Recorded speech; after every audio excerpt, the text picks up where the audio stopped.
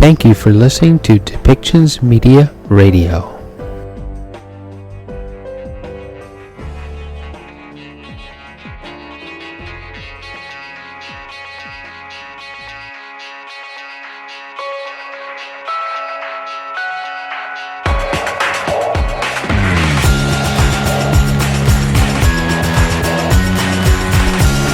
Welcome to Policy and Rights, the show about government policy and human rights.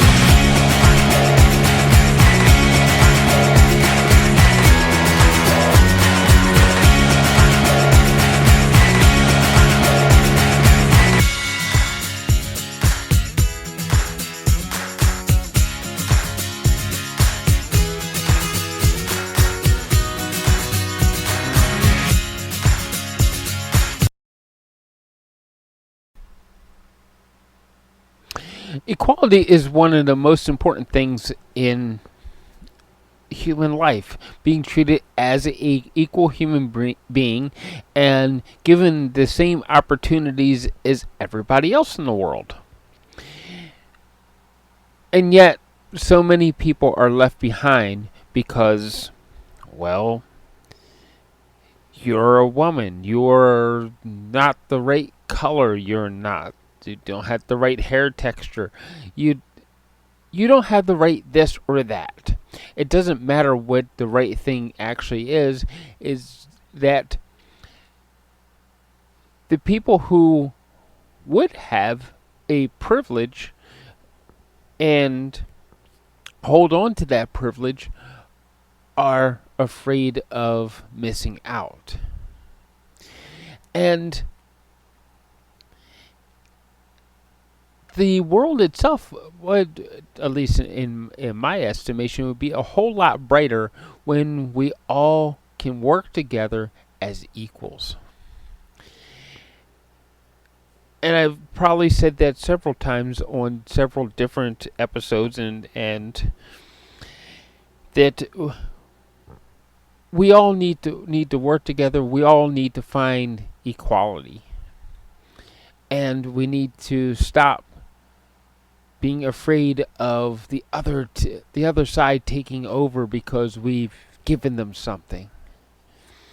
That we need to find true equality for everyone in our world so that we all can voice an opinion, we all can have the same opportunities.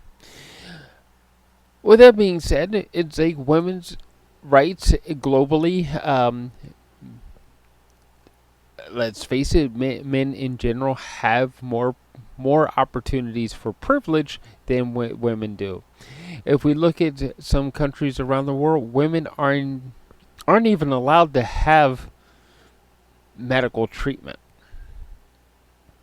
That the legal system in some countries has placed limitations to that. That men have the priority over who gets to see a doctor and who doesn't. Who gets to be treated in an emergency room in a dire situation, and who gets left behind to pass on. Well, it shouldn't exactly work that way. So, you're going to hear some things from the UN about International Women's Day and women's rights. So why don't we listen to that? And at the end of the episode, please do find that subscribe button. Click on it so you can get other updates about human rights and how we can find equality in our world one step at a time.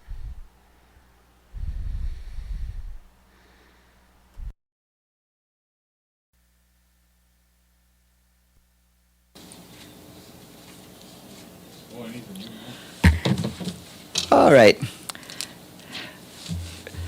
Good afternoon, everyone, and happy International Women's Day.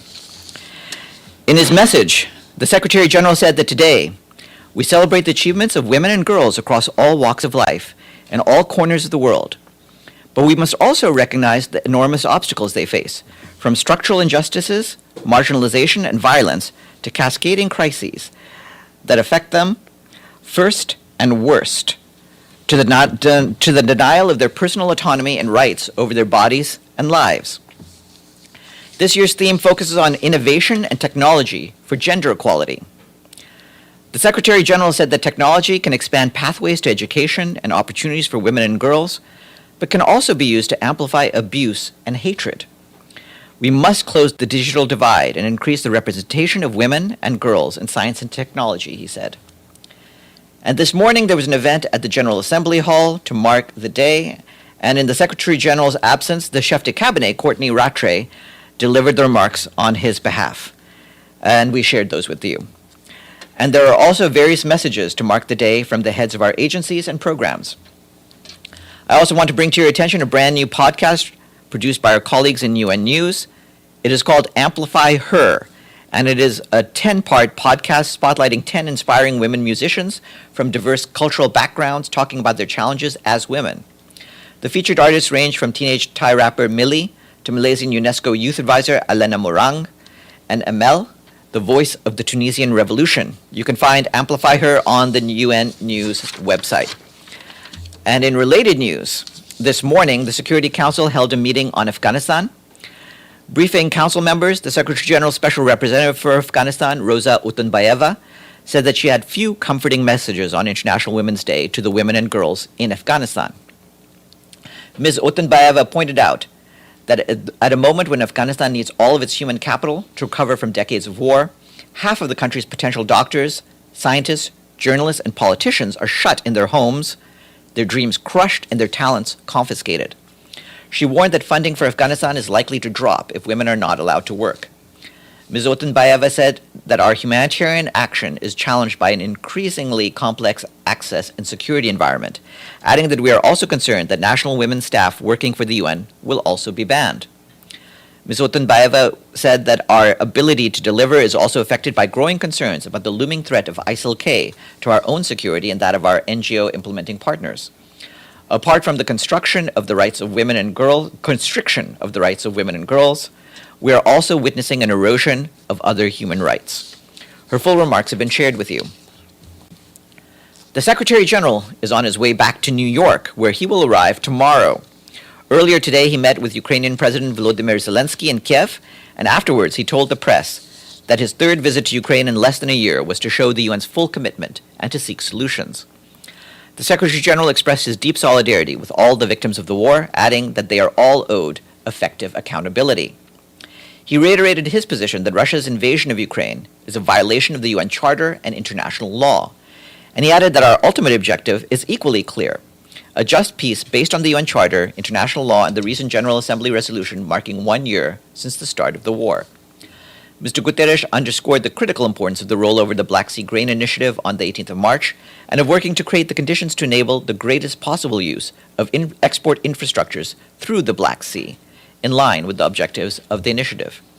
He noted that the Black Sea Grain Initiative, agreed last July in Istanbul, has provided for the export of 23 million tons of grain from Ukrainian ports. It contributed to lowering the global cost of food and has offered critical relief to people who are also paying a high price for this war, particularly in the developing world. He added that safety and security around the Zaporizhzhia nuclear power plant is also vital. The Secretary General said that a possible mediation to seek the full demilitarization of the area while ensuring that the plant can return to normal operations would also be important. At the meeting, the Secretary General was accompanied by Rebecca Greenspan, the Secretary General of UNCTAD, Martin Griffiths, the UN's Emergency Relief Coordinator, and Denise Brown, the Resident and Humanitarian Coordinator in Ukraine. Tor Venesland, the UN Special Coordinator for the Middle East Peace Process, said today that he is deeply disturbed by the continuing violence and appalled by the attacks of Israeli settlers against Palestinians 2 days ago in Hawara, near Nablus. Israel, as the occupying power, must ensure that the civilian population is protected and perpetrators are held to account, he said. He condemned both settler violence against Palestinians and Palestinian attacks against Israelis. Mr. Venesland said that he is also alarmed by the events that unfolded yesterday during an Israeli operation in Jenin, resulting in armed exchanges between Israeli security forces and armed Palestinians. 6 Palestinians were killed, including the perpetrator of the 26th of February terrorist attack in Hawara. "We are in the midst of a cycle of violence that must be stopped immediately," he said. "The parties must refrain from further steps that would lead us to more violence." The United Nations and other humanitarian partners continue to scale up the response to earthquake-affected areas across Syria, where at least 8.8 million people have been affected. Most of these people are expected to need at least one form of humanitarian assistance. More than 4,500 deaths and 8,700 injuries have been reported in northwest Syria as of the 6th of March, since an earthquake of 7.7 magnitude struck Turkey on the 6th of February. Thousands of people became homeless as more than 10,600 buildings have been completely or partially destroyed in northwest Syria. As of today, 648 trucks loaded with aid provided by 7 UN agencies have so far crossed to northwest Syria since the earthquakes, using the 3 available border crossings. The humanitarian coordinator ad interim for Syria, El Mustafa bin Lamli, expressed deep concern today about the implications of the closure of Aleppo International Airport. You'll recall that the airport was hit by airstrikes yesterday. It has been forced to shut down until further notice. According to the Syria Ministry of Transport, all flights carrying earthquake aid had to be diverted to either Damascus or Latakia. The closure could have severe humanitarian implications for people in Aleppo, one of the worst earthquake-impacted governorates in the country, and could also affect the wider vulnerable population who need humanitarian assistance. All UN humanitarian air service flights from Aleppo have been suspended. These flights transport humanitarian partners and humanitarian cargo across Syria, including life-saving health supplies such as tetanus vaccines, testing equipment for blood transfusions, and diabetes medication.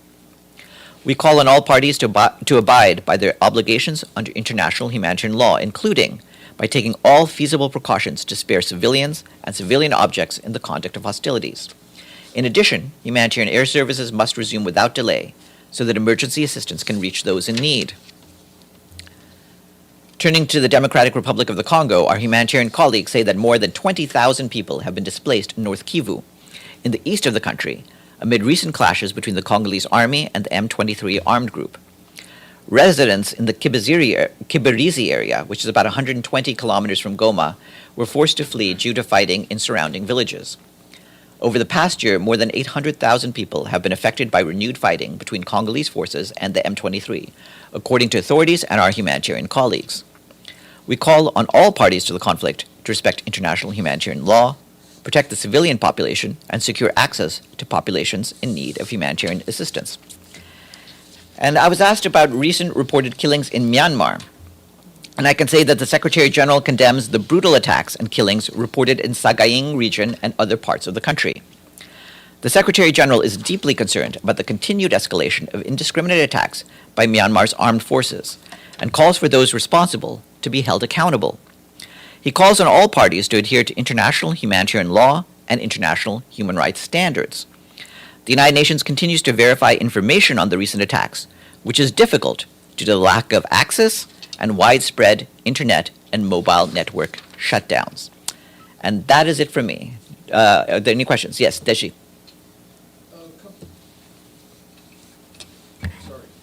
Couple questions. First one, I don't recall. I remember you said anything about the IAEA boss, Mr. Gross's visit to Iran, which actually the Iranian government committed to several obligations to Mr. Grossi. Does the UN has any reaction on this?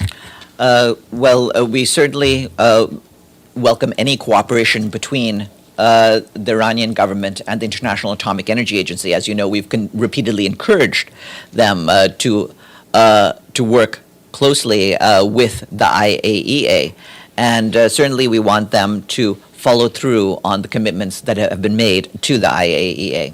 So do you think it's a positive move there?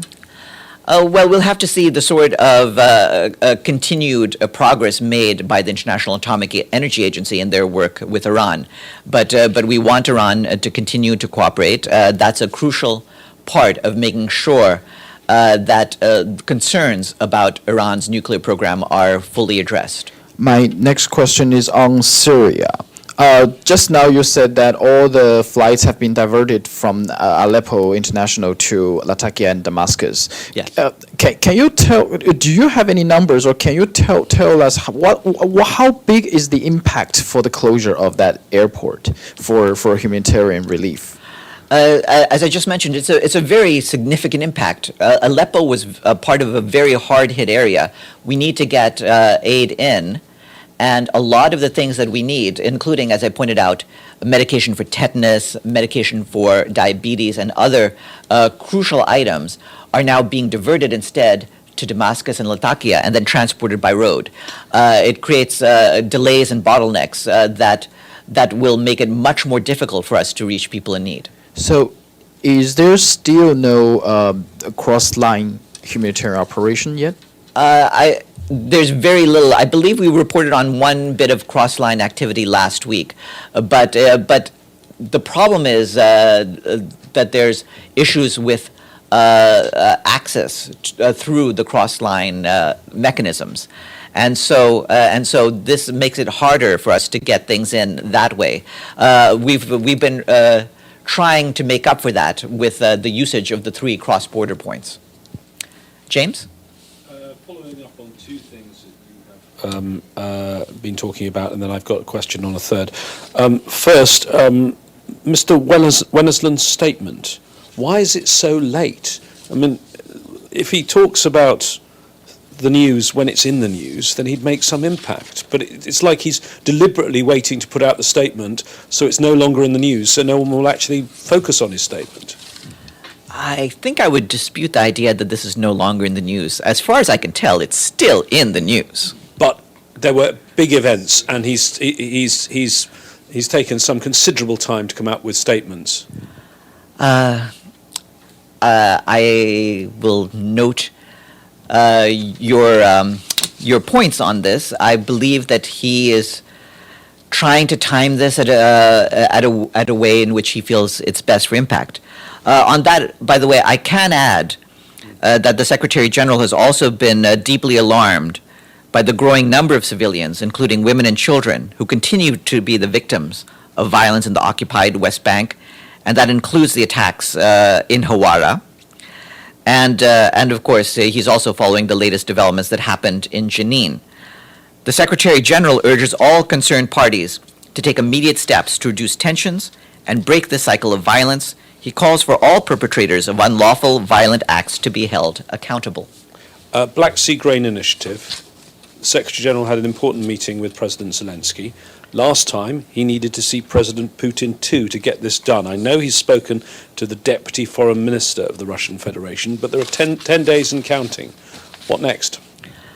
The next thing is that we do expect a Russian delegation to go to Geneva next week for discussions. Those would include discussions with Rebecca Greenspan, the Secretary General of UNCTAD, who has been dealing with the situation of Russian exports, including of fertilizers. And as you know, she's been pushing very hard to make sure that obstructions to those exports are cleared. And one other question, if I may, on a different subject. You've seen that there was a political rally that was scheduled in Lahore. Then it was put down with tear gas and water cannon. It's following all sorts of arrest warrants against the former Prime Minister Imran Khan. You have the former Foreign Minister Shah Mahmood Qureshi, who's only just recently released from jail. How worried is the UN? Does the UN believe the rule of law is still properly applying in Pakistan? On that, for us, the important thing is that all peaceful protests must be able to go ahead without hindrance. It's clear to us that wherever they take place in the world, people have the right to peaceful protest, and security forces around the world should allow them to go forward.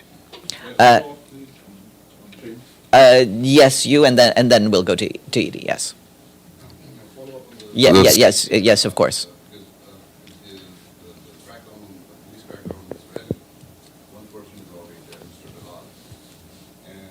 The escalation is mounting now between the incumbent government and the main opposition party, Pakistan Tehreek-e-Insaf, resulting in dozens of injuries. and one person dead. Mr. James may not know about that. One person is already dead. Two, but one confirmed. Well, regarding that, if there are any deaths, those would need to be investigated thoroughly, and of course there needs to be accountability for any deaths or injuries that occur. But of course, in situations like this, we call on security forces to exercise maximum restraint. Edie?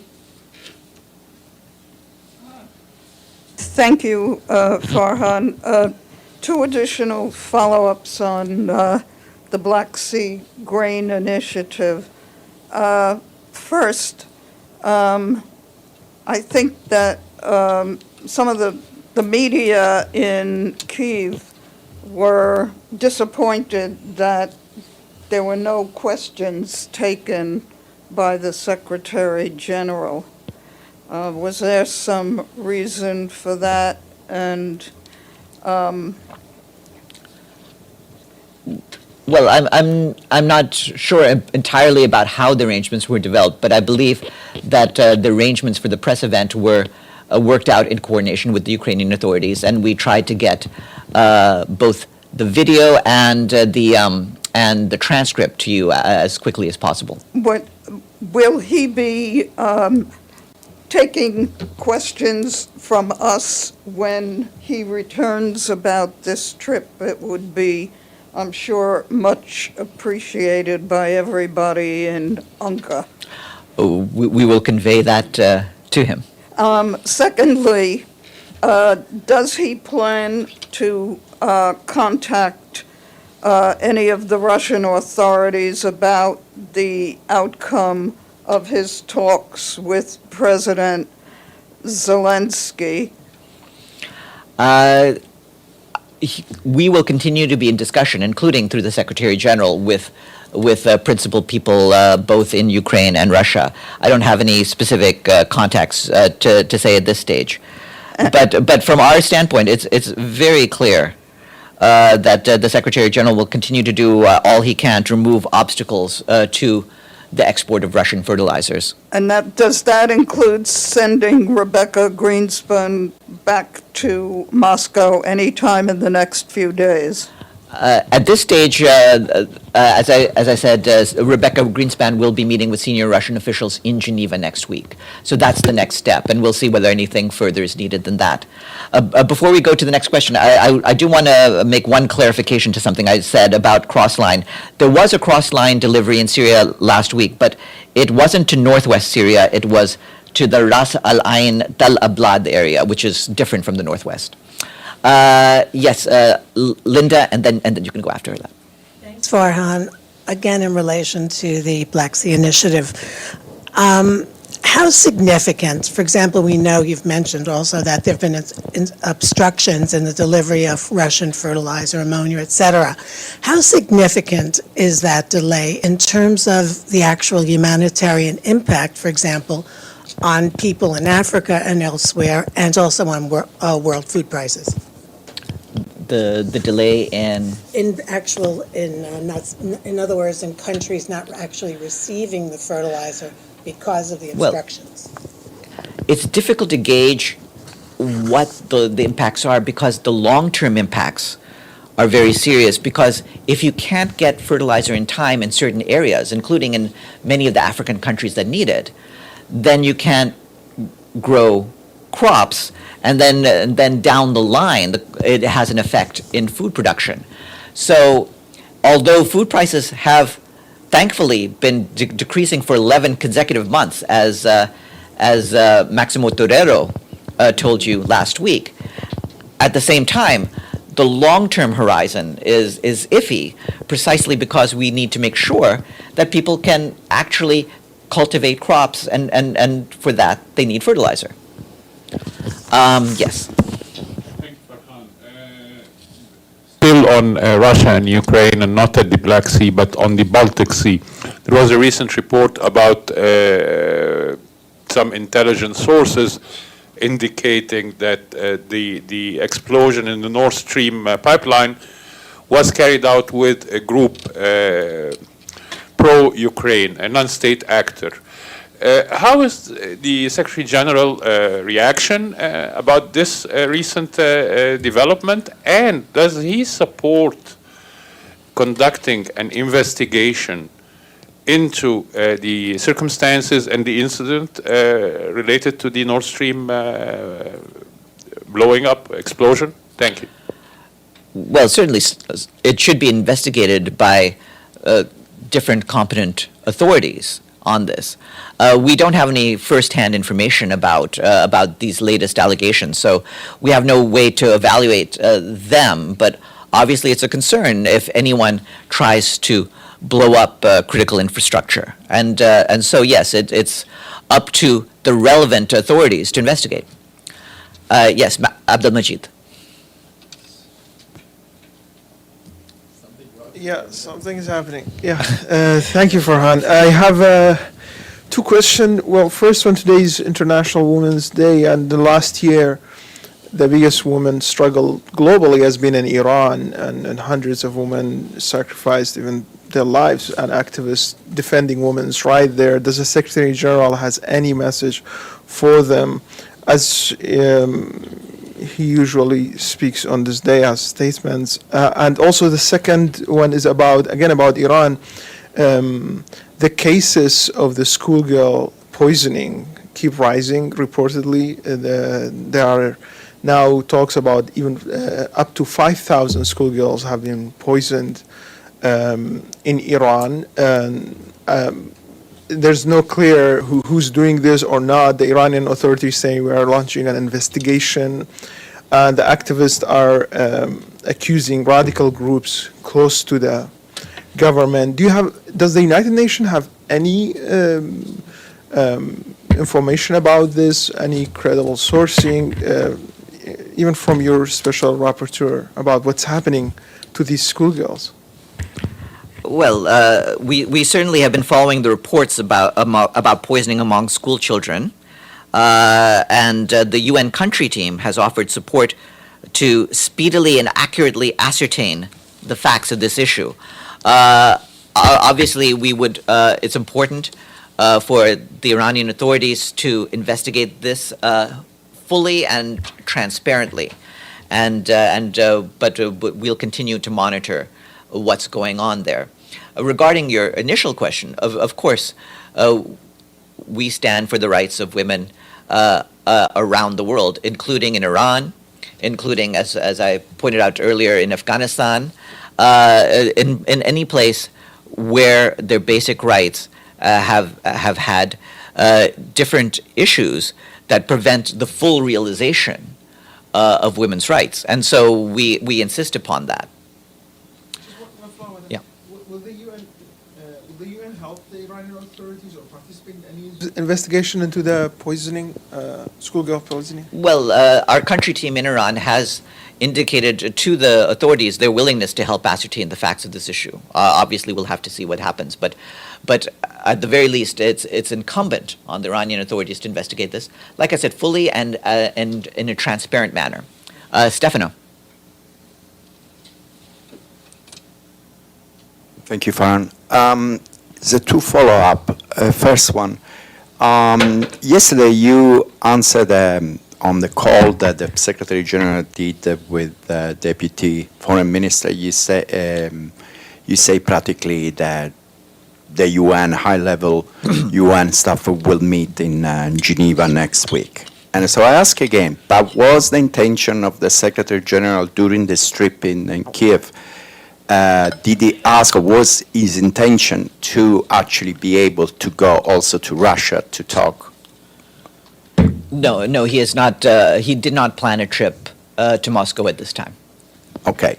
So another follow-up is on Iran and actually the visit of Mr. Grossi on the nuclear issue.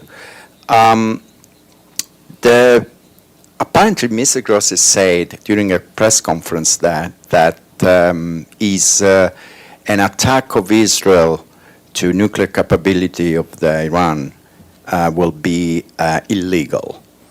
At that point, Prime Minister Netanyahu responded that if Israel will do something like this, would be for self-defense because Iran has declared many times that wants the destruction of Israel. And so if Israel's attack means that they are close to the atomic bomb.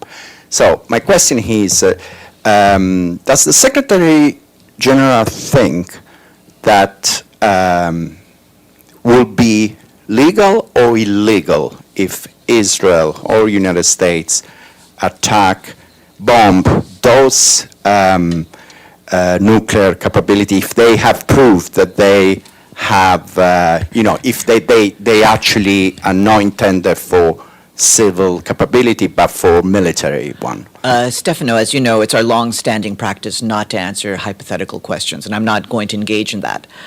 My basic point is that all countries need to do what they can to de-escalate the situation around Iran and its nuclear program, and we continue to encourage them to avoid anything that would contribute to any escalation of tensions. Iftikhar.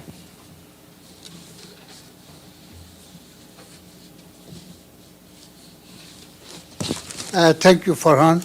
As you know, there is a conference on women in Islam going on in the ECOSOC chamber, and the message that is coming out almost unanimously, apart from other issues, is that the Taliban action against women and girls is not according to the injunctions of Quran and Islam. Do you have any comments on that? A comment on whether it's in conformity with Islam, that's way outside my purview. You know what's in the Quran as well as I do, and I think I would leave it to people who have read that book to see what is in it and what isn't. Yes. You also have?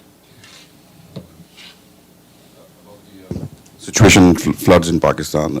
Yesterday I was told that the 40% of the total amount was, received by the UN. The rest 60% is still waiting.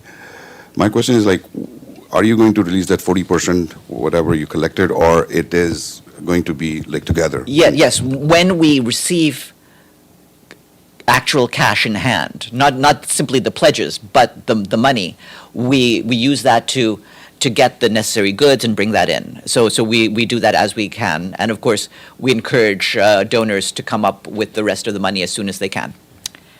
And with that, let me turn the floor over to Paulina Kubiak. Farhan, I have a question. Farhan. All right. Joe, go right ahead. What is it? I'm on the chat line, okay. On this International Women's Day, I want to know does the Secretary General believe that biologically born males who identify as women should be considered women for the purposes of this day? I believe that's a matter that's being discussed by different parties. I wouldn't venture an opinion on that at this stage. Have a good day.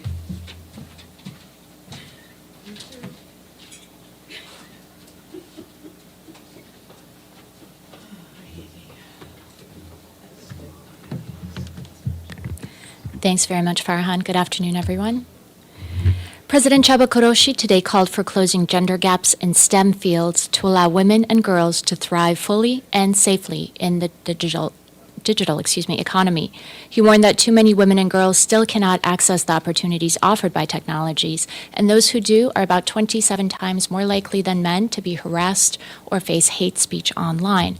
As a result, they rarely report it, but most often they just stop using internet and other digital tools, which just contributes to the digital divide. According to some evaluations, the exclusion of women from the digital world has shaved some $1 trillion from the GDP of low and middle income countries in the last decade. The president points to new technologies, saying if used well, they could be an equalizer to the gender divide. He made the remarks to the commemoration of International Women's Day, which is being held this year around the theme of digital innovation and technology for gender equality. And the President paused before he started his remarks to know that he seldom sees the General Assembly so packed and so full of energy. It was a full room today if you were there, and the seating capacity of GA Hall is 1,800 people. The President welcomed all the participants to what he called, quote, one of the most important halls of deliberations in the world, and said that their presence is a clear indication of the noble goals that we are all celebrating and representing today. And you have his full remarks in your inboxes as well as online. Earlier today, the President participated in a side event on women in Islam organized by the Permanent Mission of Pakistan. He noted that while scholars point out that Islamic law in certain situations gives preference to the protection of the interests of women and children, women in Muslim communities are often perceived as having an unequal status to men. The President said he was very interested to hear from the group about the gaps between perception and reality and what countries will do to ensure women's rights. He also said that it was important for men to be present and to show support for gender equality through both words and their action, and that is why he was taking part in this event today. The President said that given the multiple crises we face, equal rights and opportunities for men and women must be reached and maintained all over the world. And you have those remarks in your inboxes as well. And in about an hour, there will be a conversation on the role of technology in addressing violence against women and girls. And that conversation will be led by the President, along with senior leaders from governments, the UN system, parliamentarians, private sector, and civil society. The event will be held at 1:15 in the Dag Hammarskjöld Library Reading Room. And I'll try to put out a press release summarizing the key ideas from the discussions. Turning to bilaterals today, the President met with the Secretary General of the International Telecommunication Union, or the ITU, Mr. Rin Bogdan Martin. This meeting was obviously in the context of today's events. The President will meet later today with Ambassador Maher Margaran, the permanent representative of Armenia.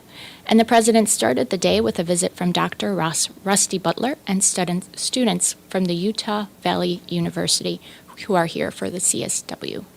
That's everything I have for you today. Do you have any questions for me? All right, let me check in the chat.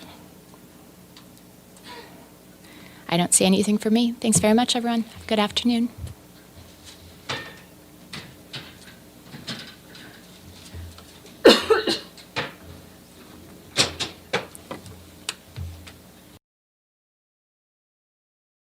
The Secretary General of the United Nations, His Excellency Antonio Guterres, to address the Commission. Thank you for being here, Secretary General. We know you came all the way from Doha to be with us, and we know again this evening you are on your way out, but we do appreciate your presence with us today. You have the floor.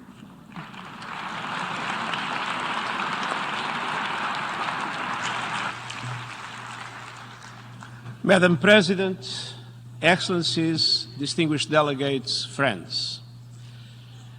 The session of the Commission on the Status of Women is one of the most important annual events at the United Nations.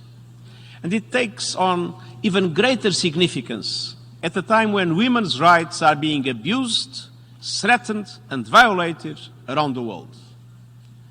Progress, won over decades, is vanishing before our eyes.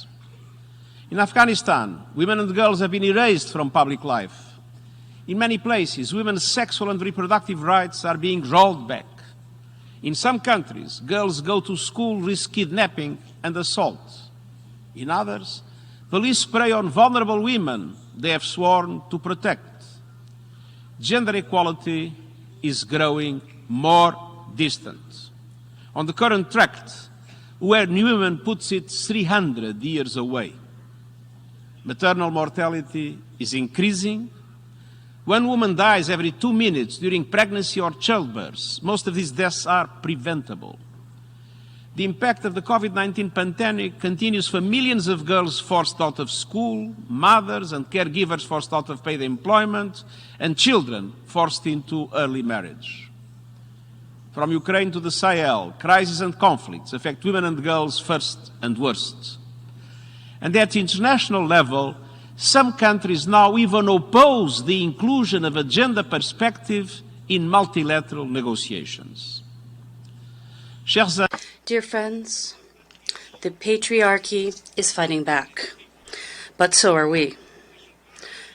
And I am here to say, loud and clear, the United Nations stands with women and girls everywhere. The Deputy Secretary General and the Executive Director of UN Women recently visited Afghanistan with a clear message for the authorities. Women and girls have fundamental human rights, and we will never give up fighting for them. The United Nations country teams and humanitarian agencies around the world are helping to provide practical support and care for women in crisis situations. Gender equality and investment in girls and women are central to all our humanitarian and development work. Our political and peacekeeping missions continue to promote women's participation in all peace processes, and they have overcome enormous obstacles, and they ensure women's priorities are integral to our political work. This is the only route to a sustainable, enduring peace. Distinguished representatives, dear friends, let's be clear. The international frameworks are not working for the world's women and girls. They need to change. My initiatives for a stimulus to get the Sustainable Development Goals on track and to reform the global financial system aim to increase resources for investment in women and girls at the country level. My report on our common agenda highlights gender equality in all that we do. I have instructed the UN system that all our support to member states in preparing for the Summit of the Future must reflect our commitment to gender equality and women's rights. As part of our common agenda, I commissioned an independent review of our capacity around gender equality across all pillars of our work. The conclusions and recommendations will address structures, funding, and leadership so that we can better deliver for the women of the world. Gender parity in our personnel is a vital step towards gender equality in our work. 5 years into the system-wide strategy on gender parity throughout the UN system, we have come a long way. We reached gender parity among the 180 members of the senior leadership and our resident coordinators throughout the countries of the world. Regarding our professional staff, the Secretariat as a whole is forecast to be close to parity in 2025, which is 3 years before the deadline. But, and I must be clear, the obstacles are more difficult to surmount in the missions on the ground. And that is why now our efforts will prioritize areas where progress has been slow. And I hope that member states will understand the need for change and will support us in adapting our rules to facilitate our movement towards gender parity. Distinguished delegates, dear friends, your focus this year on closing gender gaps in technology and innovation could not be more timely. Because as technology races ahead, women and girls are being left behind. The math is simple. Without the insights and creativity of half the world, science and technology will fulfill just half their potential. 3 billion people are still unconnected to the internet, but the majority of them, women and girls, in developing countries. And in least developed countries, just 19% of women are online. Globally, girls and women make up just 1/3 of students in science, technology, engineering, and mathematics. In the tech industry, men outnumber women 2 to 1. But in artificial intelligence, only about 1 out of 5 workers is a woman. And artificial intelligence is shaping our future world. Let's hope it will not be shaped in a totally gender-biased way. The COVID-19 pandemic magnified inequalities in access to the internet and intensified the dangers women and girls face online. Misogynistic disinformation and misinformation flourish on social media platforms. So-called gender trolling is specifically aimed at silencing women and forcing them out of public life. The stories may be fake, but the damage done is very real. Distinguished delegates, dear friends, centuries of patriarchy, discrimination, and harmful stereotypes have created a huge gender gap in science and technology. Women account for just 3% of Nobel Prize winners in science categories. 3 years ago, Emmanuelle Charpentier and Jennifer Doudna made history as the first all-women team to win a Nobel Prize in science, ever. And teams of men have shared the prize 172 times. Big data is the new gold and the foundation of today's political and business decisions. But it often ignores gender differences or turns a blind eye to women altogether, resulting in products and services that bake in gender inequality from the start. We see gender-biased algorithms proliferate everywhere. And we cannot let the Silicon Valleys of our world become Death Valleys for women's rights. We need the full contributions of all for a future in which humanity controls technology rather than the other way around. And gender inequality is a question of power. And today I call for urgent action to equalize power in 3 ways. First, increasing education, income and employment for women and girls, particularly in the Global South. Connecting women in the Global South to the online world requires us to address rising levels of poverty and inequality. Second, leaders must promote women's and girls' full participation and leadership in science and technology, from governments to boardrooms and classrooms. The United Nations' first ever report on technology, innovation, education and gender equality provides many recommendations. They must be followed. It calls for gender-responsive education and skills training, algorithms that align with human rights and gender equality, and investment in bridging the digital gender divide. More than ever, we need collective action by governments, civil society, the private sector, and the technology community. And third, we must create a safe digital environment for women and girls. The United Nations is working with other stakeholders to advance a code of conduct for information integrity on digital platforms. The goal is to reduce harm and increase accountability while defending the right to freedom of expression.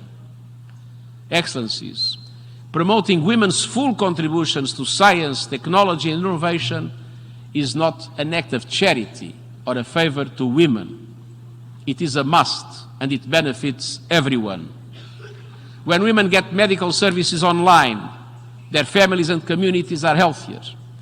When women access online banking and resources without bias, they start businesses that benefit their societies and economies.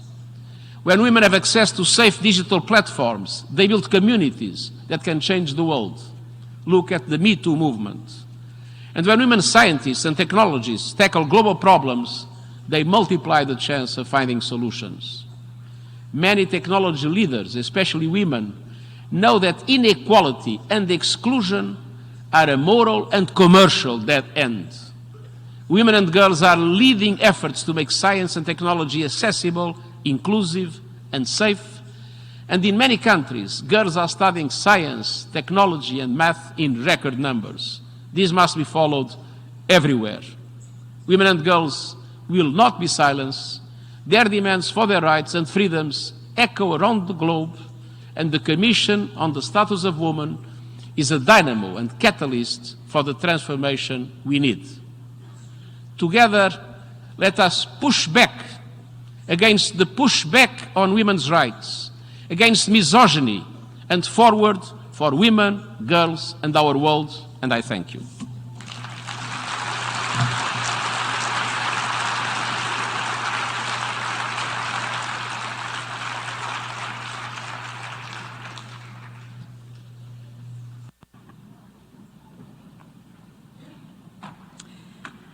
I thank the Secretary.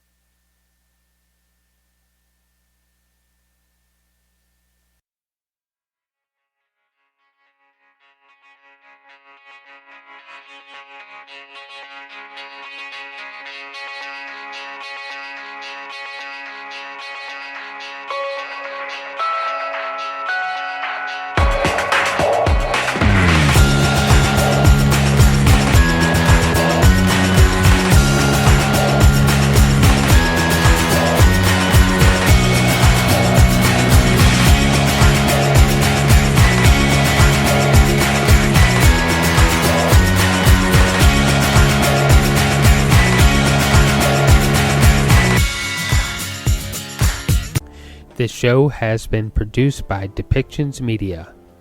Please contact us at depictions.media for more information.